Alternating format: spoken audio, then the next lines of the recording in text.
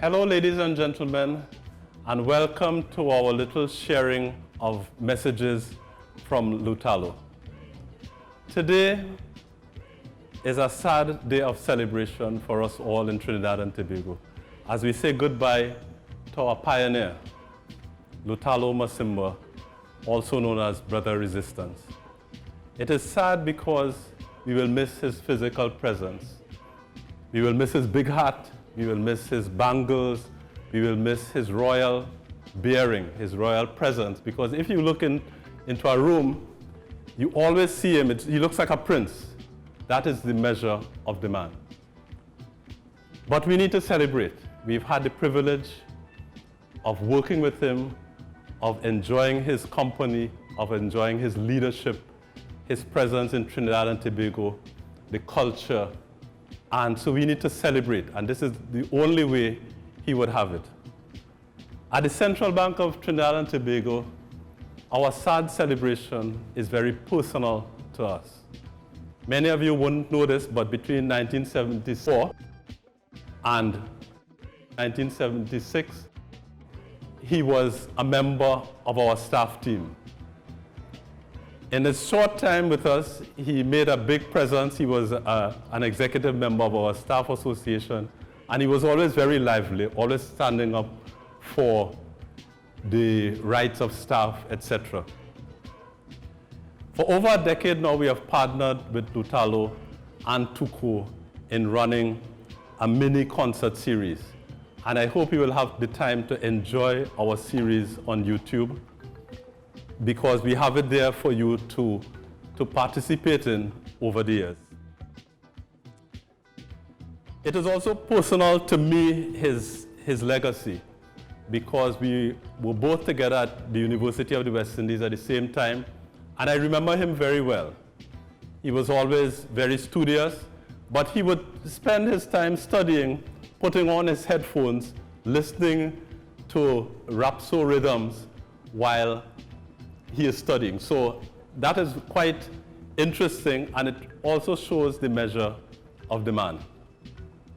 So Lutalo has conceived of himself as a messenger, and I think this is how he would like it to be.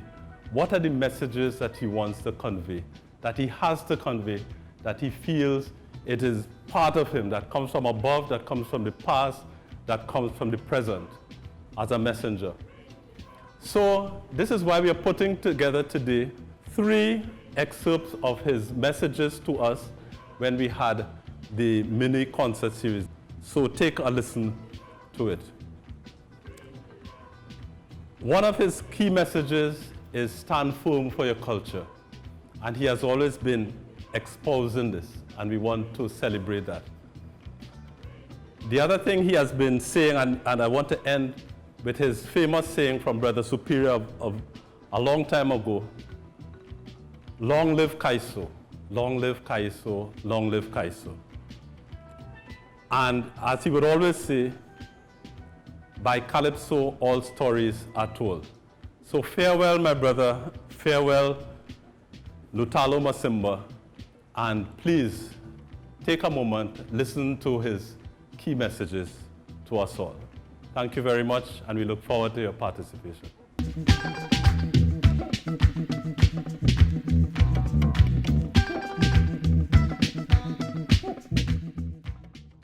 Greetings in the name of the Most High God.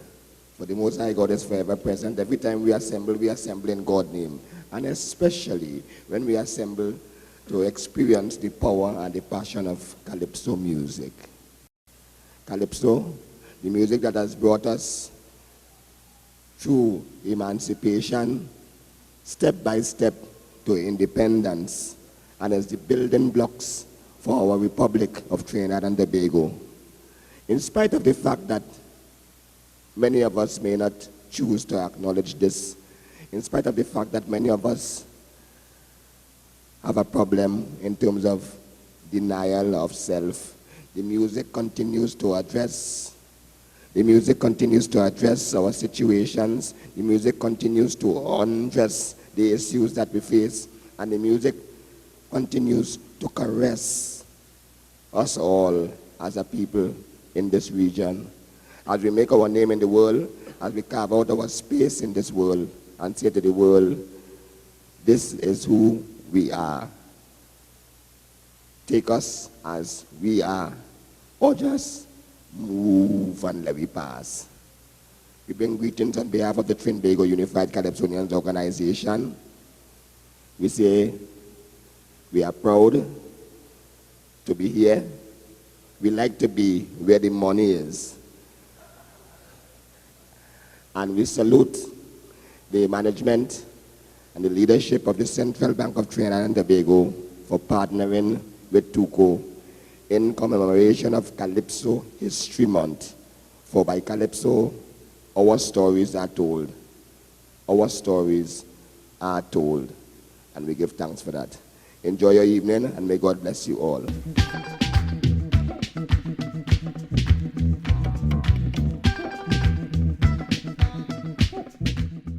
I know you come back Calypso and I try not to talk long, but when I look around, I just on a personal note, I see some people here who really were involved in my personal development here at the Central Bank. I see Charlo, I see Wayne, yeah, I see Karame, I see Vinette, and my good friend Gavin Maurice, boy, a real soldier.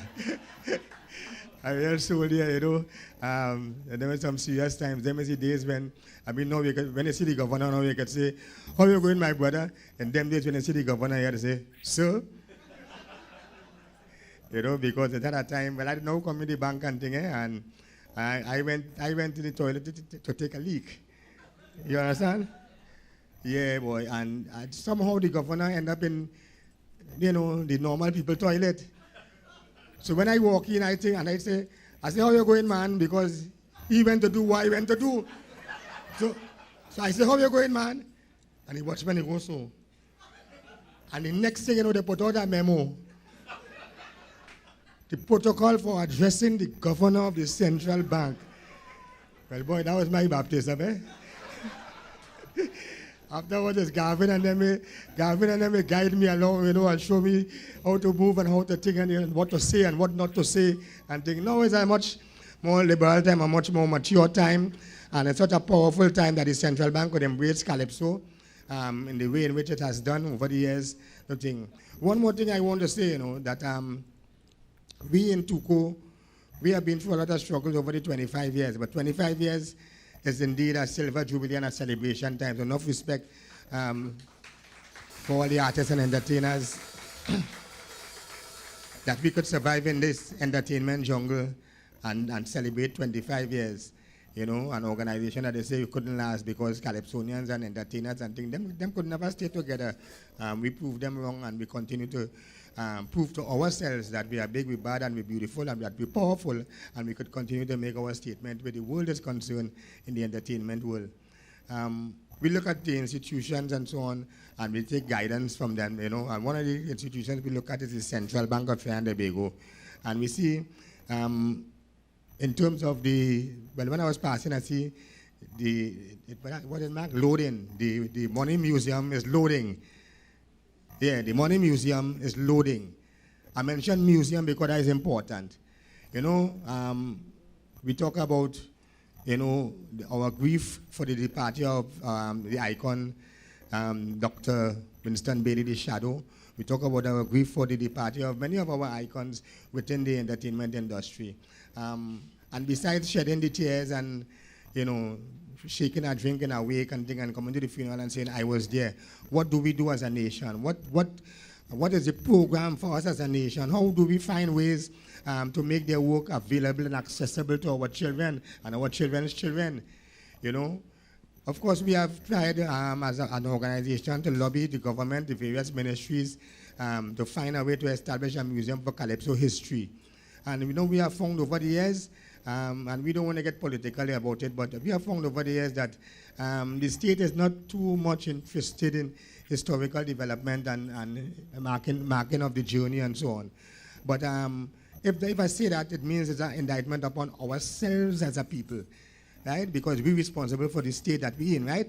And so, as a people, we need to find a way to get up and do something for ourselves. 106 years since the first calypso recording, 104 years since the first vocal calypso recording, 56 years of independence, and 25 years of Tuco.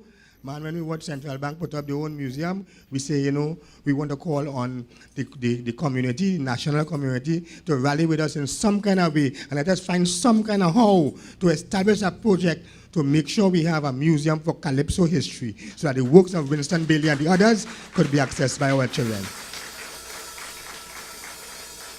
We come for calypso and we want to feel good. We want to like ourselves, because calypso does make me feel good. It makes me celebrate ourselves. And we want to give thanks for that. So once again, I want to say for everybody who here gathered, we give thanks. We really, really underline this event, because it is critical for us as an organization. It lifts our spirit to know that somewhere in our society, there's an institution that says, Tuco, we appreciate you, we understand you, we acknowledge you, and we acknowledge your worth as an organization. Give thanks to the Central Bank of Trinidad and Tobago, and give thanks to you for being here. Almighty God bless you all. Enjoy yourself.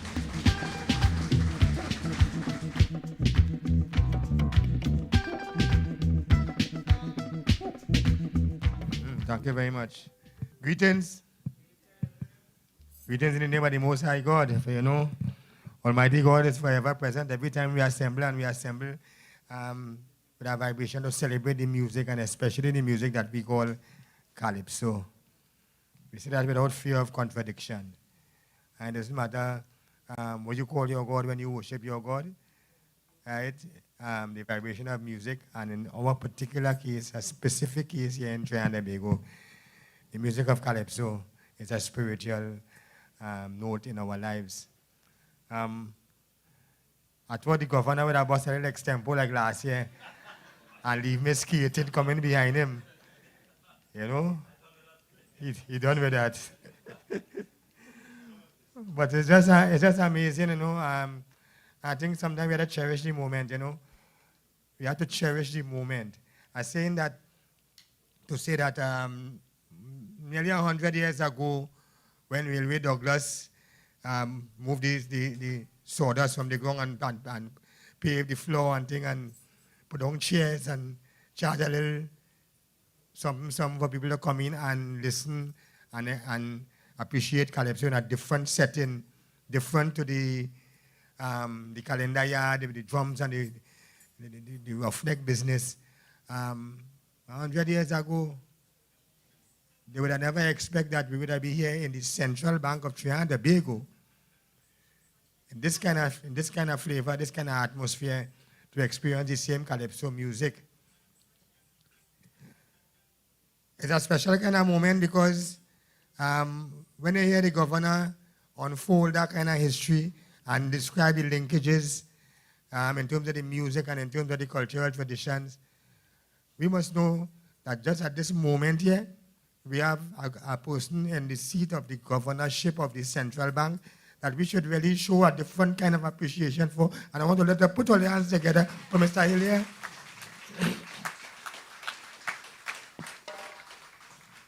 I ain't saying that because I want a little money from the central bank, because they don't give you no money at all.